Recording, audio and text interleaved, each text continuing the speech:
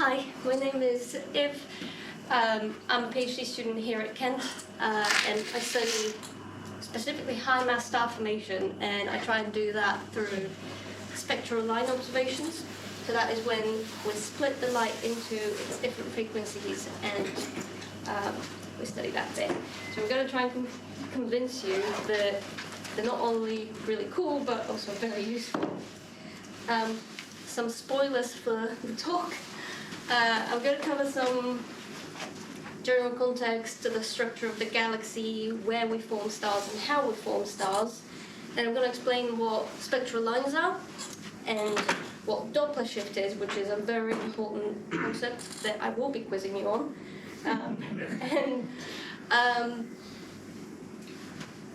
Then we're going to go through how we observe the spectral lines and what we can learn from them. So we're going to cover things from how much material there is and how it moves, such as in collapsing clumps, in disks around young stars, outflows that result from them, and also a little bit of exoplanetary orbits. So this is a very famous galaxy that most of you might be familiar with. It's the Whirlpool galaxy, and it gives us a unique perspective on spiral galaxies such as our own. We cannot see the Milky Way like that because we're in it, but this is roughly what it would look like. So you can see a lot of the stars that are in this galaxy in yellow colors, which is the older stars, and also in blue colors, which is the young, very big, very hot stars. But you can also see the red spots across the galaxy. And those are where those stars are formed. That is the birthplace of the stars. And you can see that they're mostly on the spiral arms, on these big structures that go around the center of the galaxy.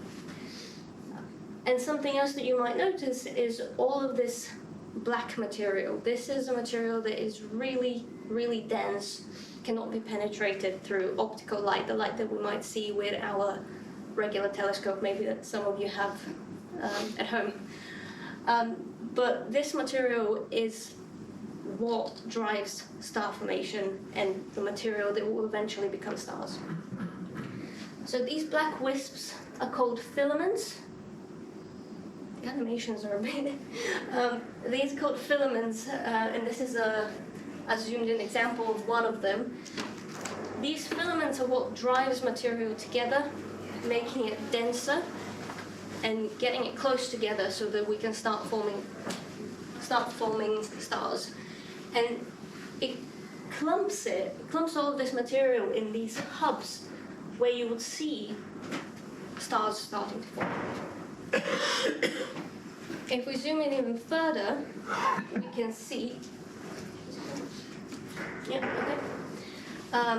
We can see individual clumps. These clumps might contain just a few stars. So this is really good resolution, even though it looks a bit pixelated. But what you see here is examples of star formation happening at different stages of the star forming process. In the bottom left, you have a very early stages. There is still not a star there, it's just a really dense core, and that's why it's mostly red. But as the clump starts to become denser, there's more material there, it starts heating up, and that starts appearing in this point source that we might start seeing with a bit of a yellowish green color, like up here. And eventually, when the star is, what we would say the star is born, that's when it is finally burning material through the center of the star. It becomes an H2 region, which is, they're really powerful things. I'm going to explain them a little bit more in a moment. So I kind of covered how stars are formed, but in a little bit more detail. From the filament and the clumps that are in the filament, those clumps would start collapsing, becoming denser. And what happens is that this material will start forming a disk around the star that will be fueling the star. So from the disk, material will be accreting onto the star, and it will become bigger and bigger. I need to put a little caveat here when I'm saying star. It's not really a star at this point. It's more of a what we call a protostar. But that will be the material that will eventually be building up that star, and that material will be spiraling around it. And to conserve momentum from all of this material, there will also be some of it that is being expelled in outflows. You might be able to see them over here, but also there is some on this image. For really massive stars, the star can become so hot that it can destroy its surrounding. It sounds very extreme, but what happens is it's so hot and it's so energetic that it would dissociate, which means to split the molecular gas that is around it. And they can be so powerful that they can actually halt the star formation in their surrounding, not only of the star that is being built, but also the surrounding stars. So what are spectral lines? Spectral lines is when we take that light that we saw in the previous images, but we can actually split it, maybe through a prism, through a diffraction grating. There is different ways of doing that depending on which part of the spectrum you want to observe. But it's essentially like seeing a rainbow. This is what drops would do in rain, and you would see the rainbow. So for a continuous source of light, we would see this sort of a rainbow. On the bottom there is a little diagram of the wavelength. You can think of it as color, and the brightness. And this curve that you see on the bottom would be different depending on the temperature of the source. So a star that is hotter, that peak would be more on the blue side, and if the star is cooler, so a smaller star, that peak would be shifted more towards the red. So that's all nice, but what if there's something between us and the star that we're observing, such as a cloud of gas? So that cloud is kind of in the way, so it would obscure some of the light. But interestingly, it would obscure very specific frequencies of light. That happens because atoms that might be in the gas can only hold electrons at specific energy levels. The energy levels are represented here by the circles around the nucleus. The little white dot is the electron. So what would happen is that those energy levels are very specific for each atom, and electrons can get excited only when hit by a photon that has the same energy as that, the difference between the energy levels. Here's a little representation of that.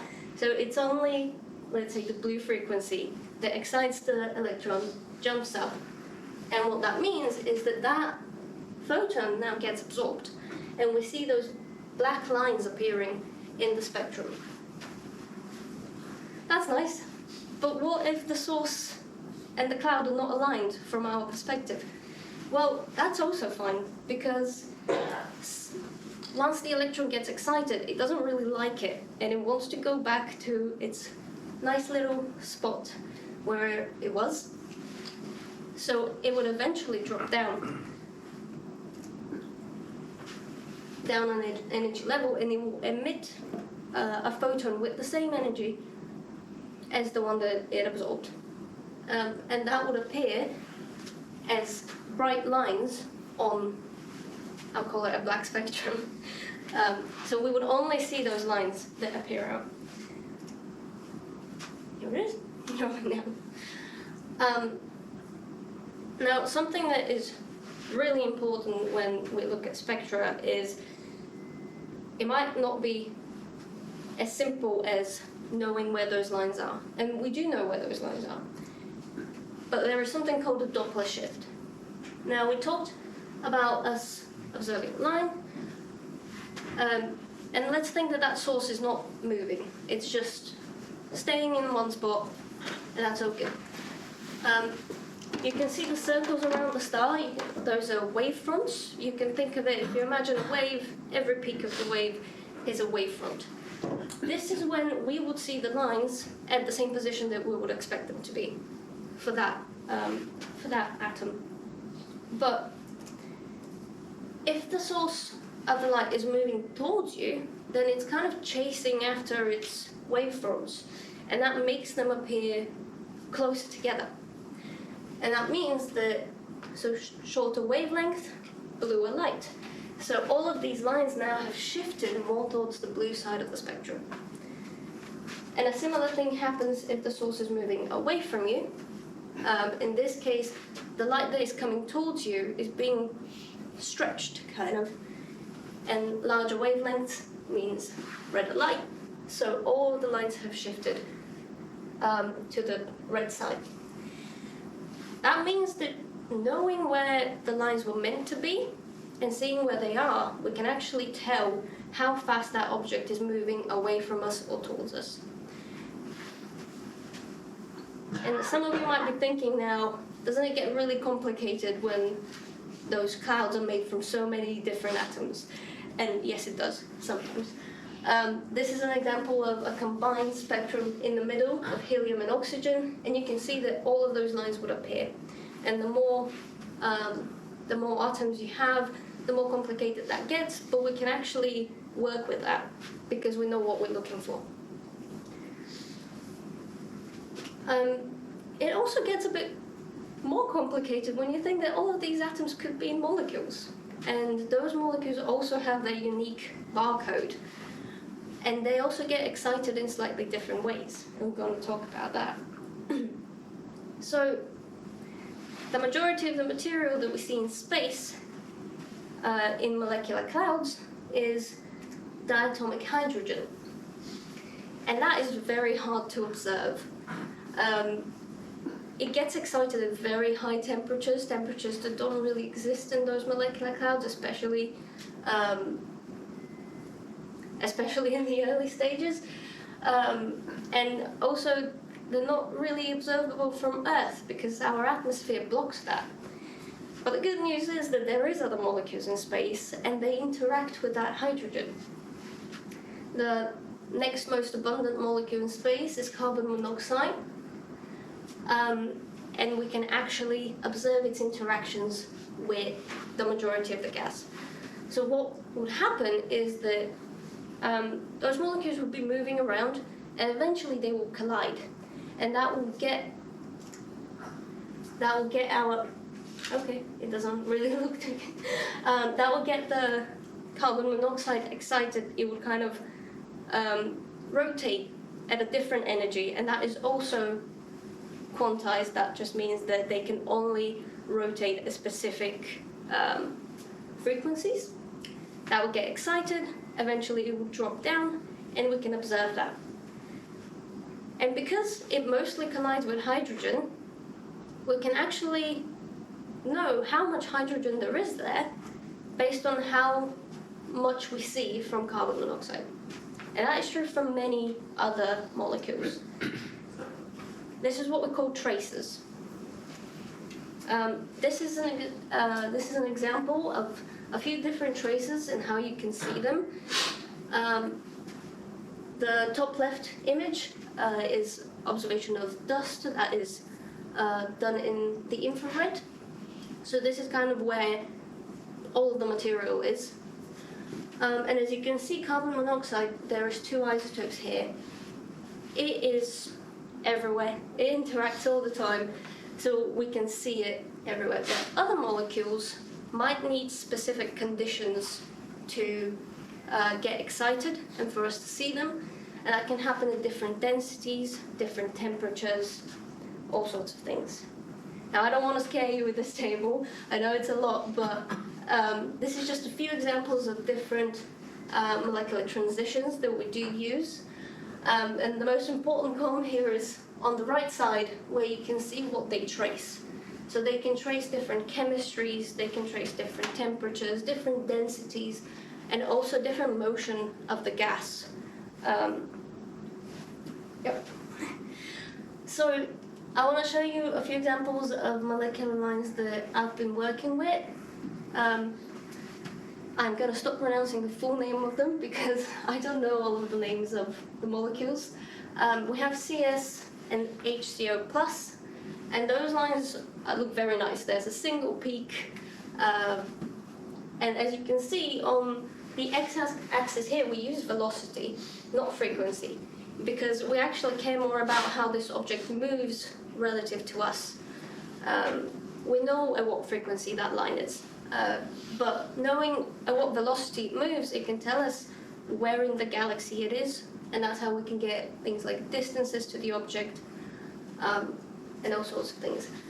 But not all lines look like that. Some of them are a little bit more complicated, and that is just because of interactions within the molecule.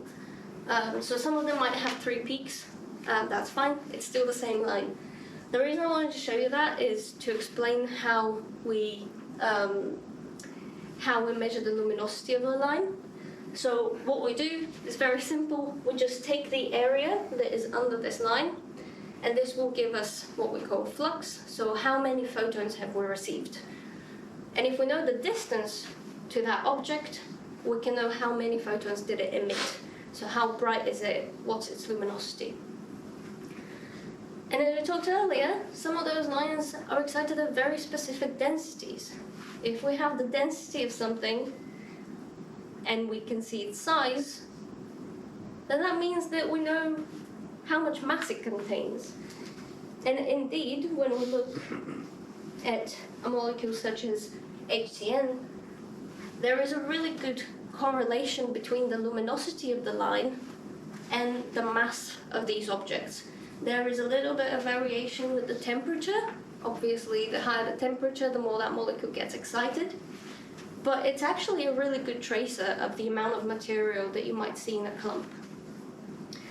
And something we do with that is try and find, so what?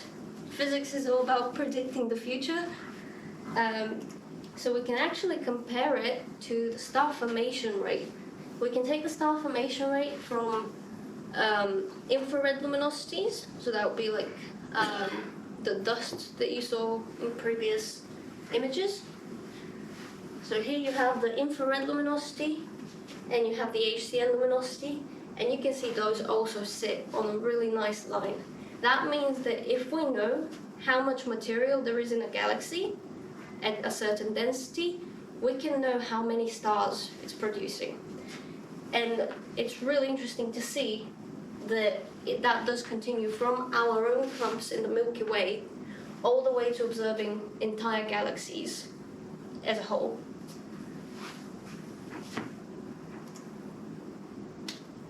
Okay.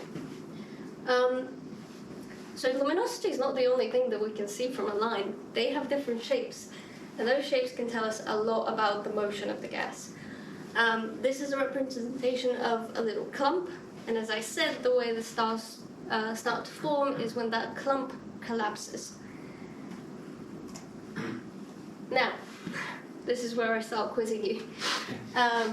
So, if there's the clump, and there's the material in front of it, and all of that material is moving towards the center, then in the front of the clump, that material is moving away from you. So is that blue shifted or red shifted? Red shifted.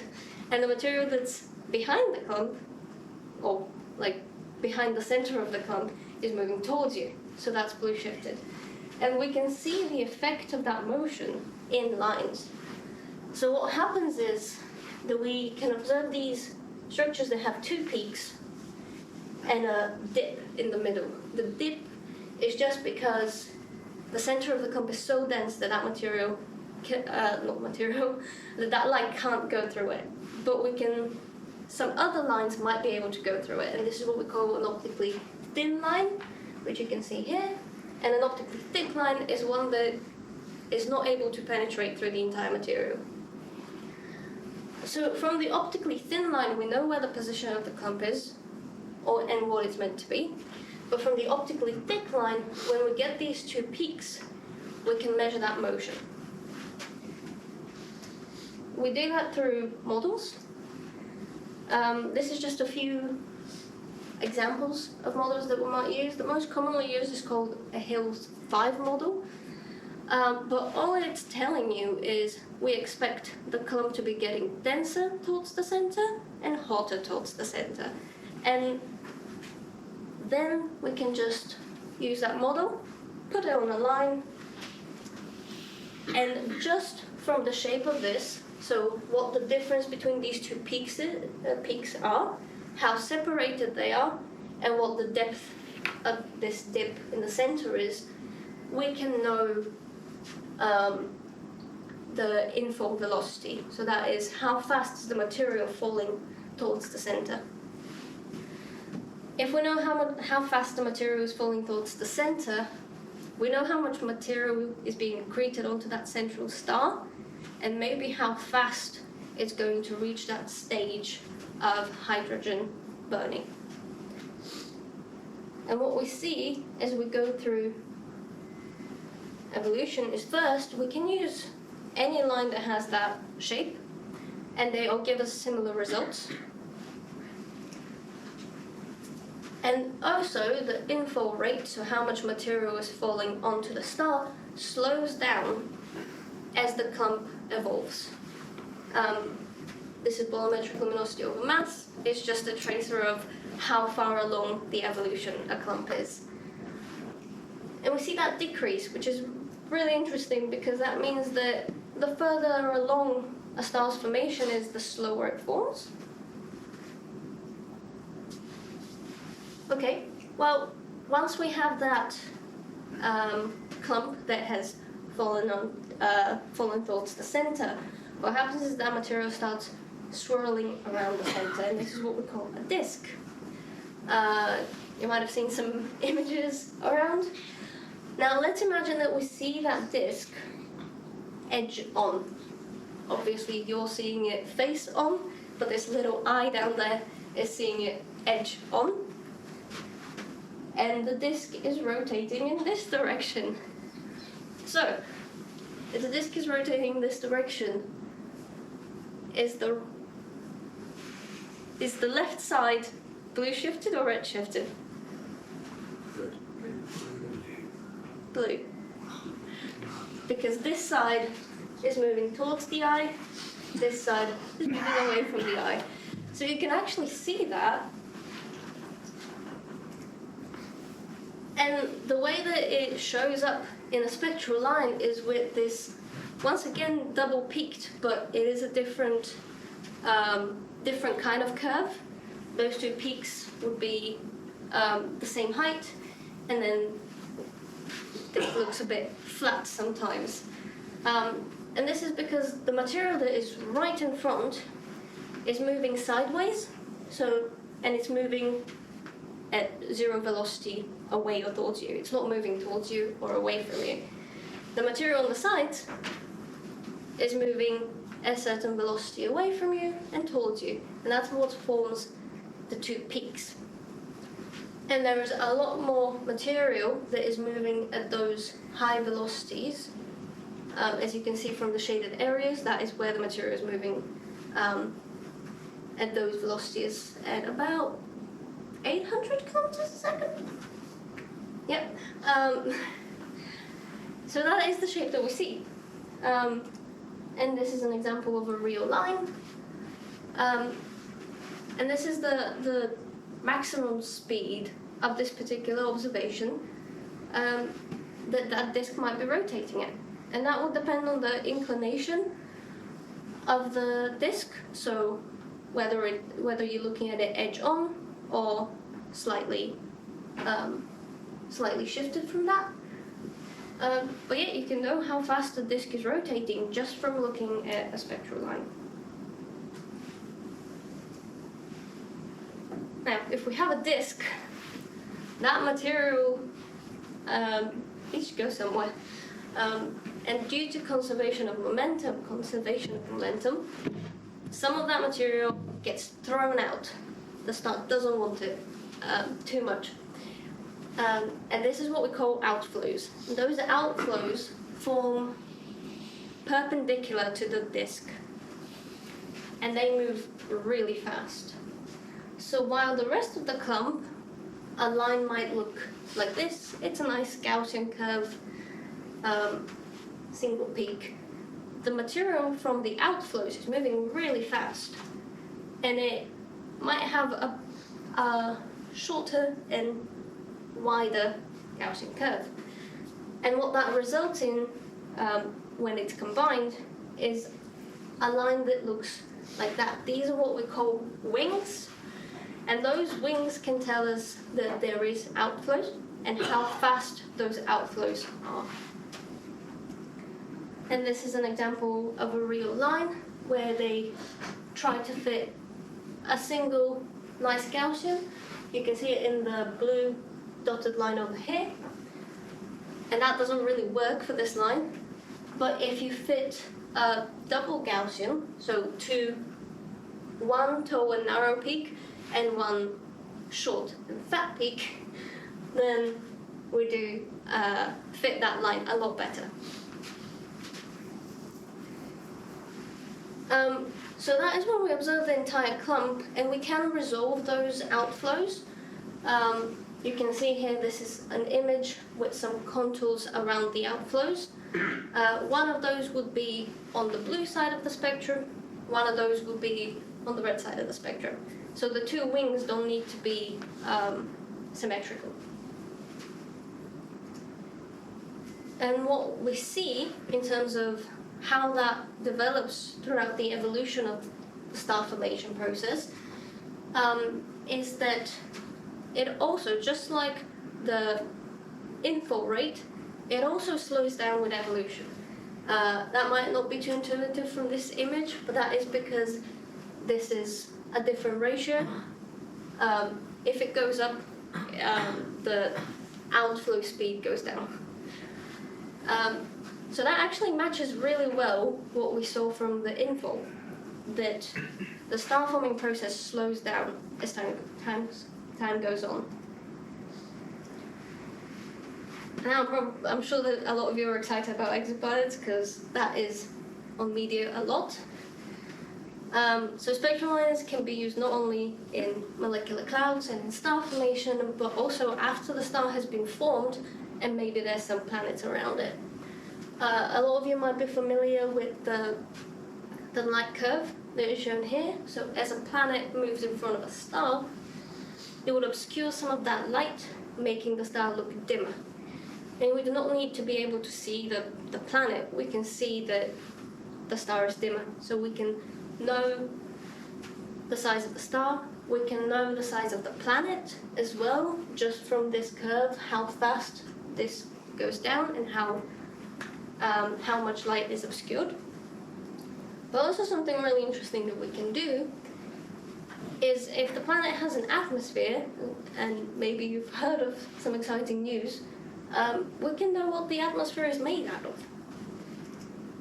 So some of that light from the star will be passing through the atmosphere of the planet, and if you can recall the slide on spectral lines and what they are, you know that if the light passes through some material, then some of that light is going to get absorbed.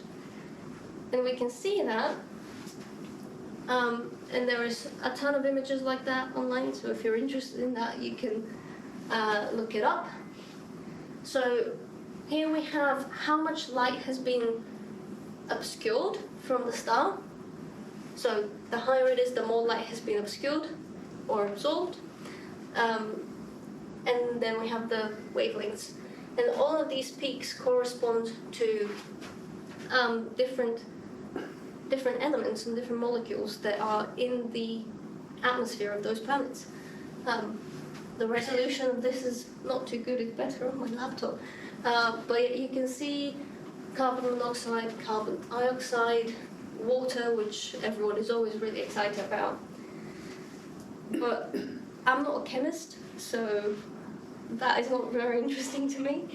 But something that I think is really interesting is, well, what can we see if the star is rotating?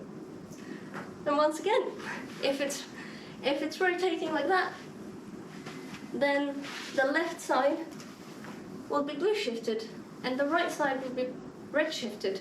And that's just from the rotation of the star. This is the light that's coming from the star. We can still see that little bit of difference of the color that might be coming in. And then as the planet goes through, as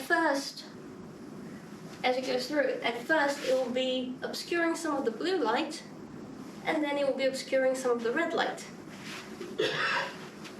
And we can see that in diagrams such as that. So this is the radial velocity, so the velocity of those lines that we might be able to see with respect to time. So as the planet is moving across the star, we can see that little S shape. And that tells us the rotation of the star and also the direction in which the planet is moving with respect to that. And that can be different depending on the orbit of the planet. So for something like this, which is at a 30-degree angle, there is a lot more of the red light being obscured than the blue light. And it will result in an image similar to this, where it will go into the red color a lot earlier and it will obscure a lot more. And then in even more extreme cases, it might be obscuring just red light or just blue light, depending on what direction it goes. So if the planet is moving in the opposite direction, what might you see? Anyone? Well, it'd be the other way around. Yeah, it will be the other way around. And interestingly, for hot Jupiters, these are really massive planets that we see around stars, 25% of the time that's the case. They will be moving in a direction opposite to the rotation of the star. And something really interesting about that is that kind of is against what used to be our main theory about how those planets might be formed at these proximities to stars, that they're really close to the star. Before, we used to think that they would be formed far away and then they would start migrating towards the center. Now we think that it might be more about interactions and how stable these orbits are around the stars. So those are some examples, but spectral lines can be very useful. This is just, I tried to cover a little bit of everything. So as a summary, we can observe and study star formation through the entire sequence of events, from when the clump is collapsing and when we have a circumstellar disk, how fast that is moving. Then we can see the outflows as well. There is also things about studying how fast an H2 region is expanding, but that would have been too complicated for this talk. And even after the stars have been formed, we can study the orbits of the planets around them, and so how planetary systems are formed, how they started out. So this was the talk. Thank you. And if you have any questions, I will try to answer them.